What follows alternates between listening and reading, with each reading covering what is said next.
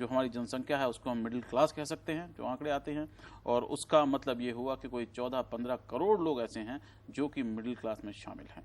और इनको लुभाने के लिए, इनसे बात करने के लिए डायरेक्ट सेलिंग जो है वो हो रही है। हिंदुस्तान में कोई 6-7 बड़ी कंपनियां जो दुनिया भर की हैं वो यहाँ पर आ चुकी हैं, और साथ ही उसके ये भी चीज़ सामने आ रही है कि अब चिंताएं दिखाई जा रही हैं कि रेगुलेशन जो है वो कैसे होगा, डायरेक्ट सेलिंग को किस तरह से बेहतर तरीके से लोगों तक पहुंचाया जा सकेगा। डायरेक्ट सेलिंग का सबसे बड़ा उदाहरण अगर देखा जाए तो हमारे मुल्क में वो इस समय एसएमएस सेलिंग है। आप एसएमएस के ज़रिए जो है मार्केटिंग की जाती है और लोग उससे खरीदते हैं। हमारे पास 3 खास मेहमान यहाँ पर मौजूद हैं।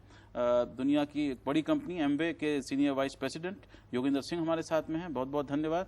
और डायरेक्ट सेलिंग जो कंपनीज सारी जो हैं उनकी association IDSA, Indian direct selling association की सेक्रेटरी जनरल छवि हेमंत हमारे साथ में हैं। और क्योंकि मामला कंज्यूमर का है और कंज्यूमर के अधिकारों का है और साथ ही कंज्यूमर को ज़्यादा से ज़्यादा सुविधा देने का है, प्रोफेसर श्रीराम खन्ना हमारे साथ में हैं जो मैनेजिंग ट्रस्टी हैं कंज्यूमर वॉइस के।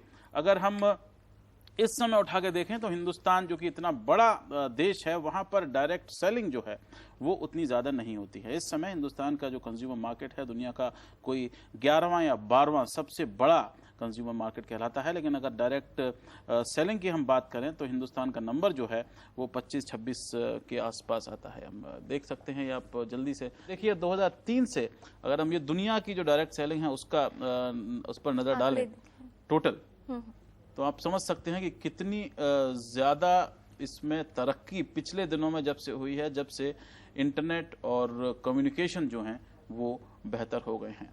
कोई पिछले 3 साल में सबसे ज़्यादा हुई है। अगर आंकड़ों से देखा जाए तो 2007-8 में करीब 14% से 15% तक की ग्रोथ हुई थी, और 8-9 के अंदर 17-18% की ग्रोथ हुई थी, और 9-10 के अंदर 24% की ग्रोथ देखी गई। 4120 करोड़ रुपए जो हैं वो अब 2009-2010 के हैं। और ये बावजूद इसके है कि 2008-2009 में दुनिया भर में मंदी चल रही थी और लोग कह रहे थे कि देश में भी मंदी के आसार नजर आ रहे हैं। मार्केट साइज अगर हम देख लें तो ये आप देख सकते हैं कि किस तरह से तेजी से बढ़ रहा है। लगभग दुगना सिर्फ 5 साल के अंदर मार्केट जो है वो हो गया है हिंदुस्तान में डायरेक्ट सेलिंग का।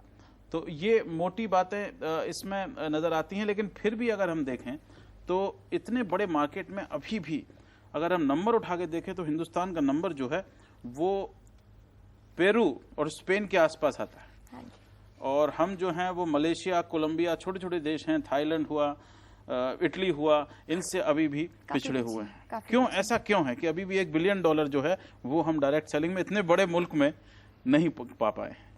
सबसे बड़ी बात जो ये है कि एक डेफिनेशनल क्लैरिटी, परिभाषा जो डायरेक्ट सेलिंग की है वो हमारे देश में क्लियर नहीं है। जैसे कि कैटलॉग सेल्स हो गया, door to door sales, direct selling, internet sales, इस सबको लोग सोचते हैं कि ये डायरेक्ट सेलिंग है, लेकिन वो डायरेक्ट सेलिंग नहीं है। डायरेक्ट सेलिंग की जो परिभाषा है वो इस हिसाब से है कि जो भी कुछ आप बेचना चाहें वो आपस में मिलकर घर में या घर के बाहर किसी भी ऐसी जगह पर जहाँ पे भी फिक्स दुकान नहीं हो, जहाँ पे परमानेंट रिटेल स्ट्रक्चर नहीं हो, वहाँ पर ये इसका आदान प्रदान, लोगों से बातचीत, कई बार ये जो सेल होती है ये उस हिसाब से होती है कि कोई पार्टी प्लान रखा जाता है तो औरतें इकट्ठी होती हैं, वहाँ पे भी सबसे बड़ा उदाहरण है हिंदुस्तान में, तो वहाँ पर भी सेल होती है।